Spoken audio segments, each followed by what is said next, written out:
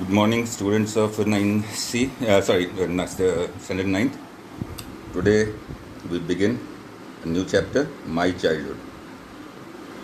It is taken from the autobiography, a chapter taken out from the autobiography written by the late 11th President of India, APJ Abdul Kalam, Abdul Fakir Jainul Abedin Abdul Kalam.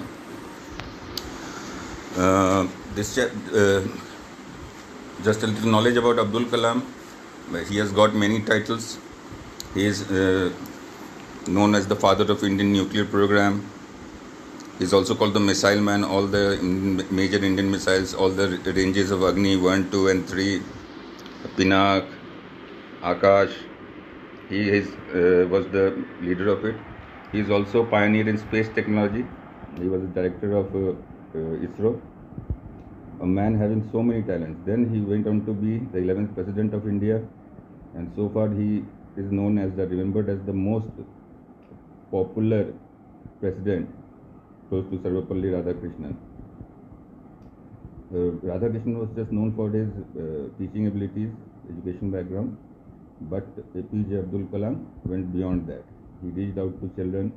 He was known for staying with children, spending time with them, and he was most popular among children. He even visited my college, the Science College, and in my convocation, he visited, and I had the opportunity of receiving my certificate from him. So this chapter basically, what he wishes to tell you is what affected his childhood. He went on to be such a successful man, but the morning shows that day.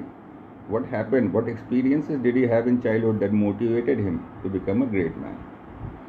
He begins with describing his family. He describes family as a middle class family. His father, Mr. Jainul Abedin,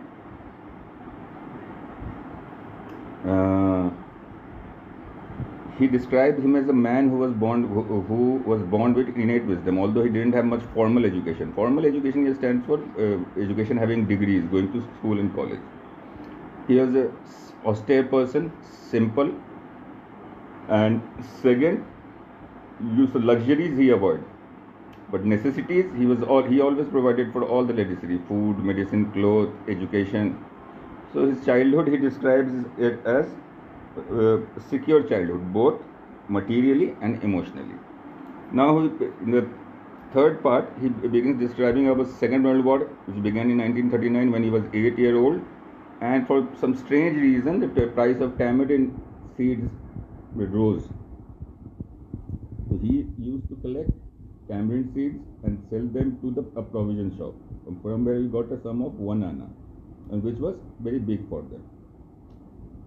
His brother-in-law, Jalaluddin, would tell him stories about the war, which he would then again pick up the paper, the Dinamani, and try to find whatever the stories were told were correct or not, have they been published in paper.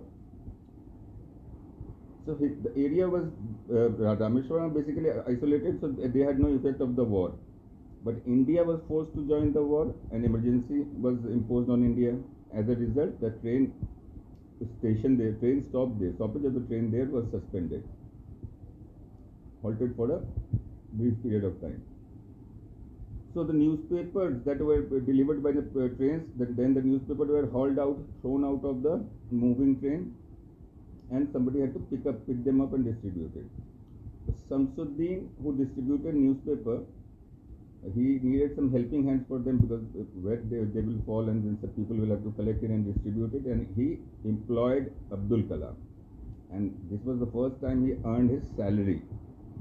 Even 50 years later, he still thinks of that, and he feels very proud that he earned his own salary.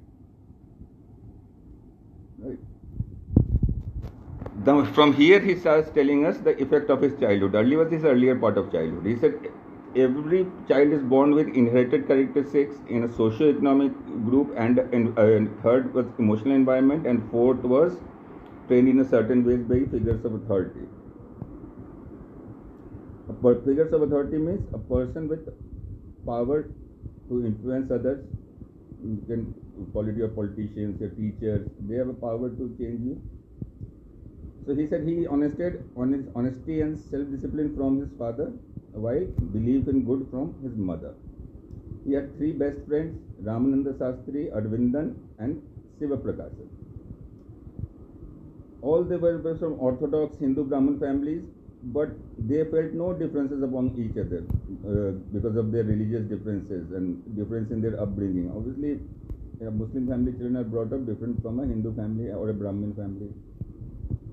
Ramananda Sastri was son of Pakshi Lakshmana Sastri, who was the high priest of Rameshwaram temple. Later on, after his father, Ramananda Sastri became the high priest. Advindan became a transporter for pilgrims who visited Rameshwaram, and Siva Prakasan became a caterer in railways. He lived in the Moss Street, Rameshwaram. The house was ancestral and it was made of brick and limestone. So, more or less, that was the case.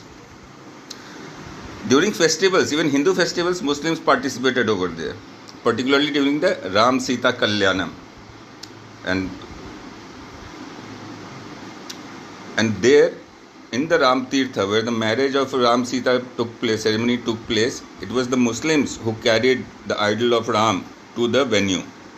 So that was an important aspect of his childhood. Second part was that his mother told him stories from Ramayana as his bedtime stories during his bedtime. Right now, you see how he got teaching of secularism from there. Now his first rough experience, discriminating experience was when he was in standard 5. A new teacher arrived in the school and he was sitting in the first row with Ramananda Sastri. The teacher could not tolerate how can a Muslim sit next to a Brahman. So he was forced to sit as per his standard in the last bench. Both the children were very sad. They cried throughout the class. Later they went to their house and told their respective parents about what had happened. This was not taken very kindly by Pakshi Lakshmana Sastri. One would never expect Pakshi Lakshmana Sastri taking a stand for a Muslim boy. He was very unhappy with the discrimination that was shown towards Kalam. Right. So he next day summoned the new teacher and asked him to apologize to both the children, or he was free to leave Rameshwaram. He said religious discrimination should never be practiced anywhere, particularly in schools. The students learn wrongly because teachers are the idol. The behavior of teachers students emulate. The teacher realized his mistake and he apologized. So this was his first experience about how a figure of authority influenced him and kept his trust in the secular values, not discriminating against others. And then it is followed by Rameshwaram on a whole was a segregated society, right? Muslims stayed different in other localities, Hindus stayed in different localities. But there was a teacher named Siva Subramaniam Iyer. He was a rebel in sort and he believed in breaking social barriers. So one day he invited in his home for meal. His wife was horrified idea of a Muslim boy eating in her kitchen, that ritually pure kitchen, protected from outside influences by observation of religion. She refused to serve in the kitchen. Subramania Iyer was not perturbed, nor he get angry with his wife, but instead served Abdul Kalam with his own hands and sat down beside him to eat his meal. See, the wife stood behind the kitchen door and kept watching Kalam eat. Kalam was wondering what was the difference between my style of eating and in a Brahmin style of eating. We all do the same thing. We ate rice, we drank water, and they cleaned the floor after they had their meal. They had meals on floor. When he was leaving the house, Siva Subramaniam invited him to join Kalam for dinner again next weekend. Kalam was hesitant. So which Siva Subramaniam asked him not to get upset. He said, once you decide to change the system, such problems you have to face. And if you are right, you should not be disturbed. When he visited the house next week, Subramania's wife took her inside the kitchen and served him food with her own hands. So this was now the Second World War was about to end, and India was full of hope because now they knew the agreement was after the World War India would be set free, and they were filled with unprecedented optimism. Kalam also was optimistic, so he requested his father to allow him to go to the district headquarters and study. The mother was hesitant, but the father quoted verses of Khalil Gibran and told him the children are, we are just parents, we have brought him there, they are what they expect life. That will be all for this first week. We will continue again in the next video.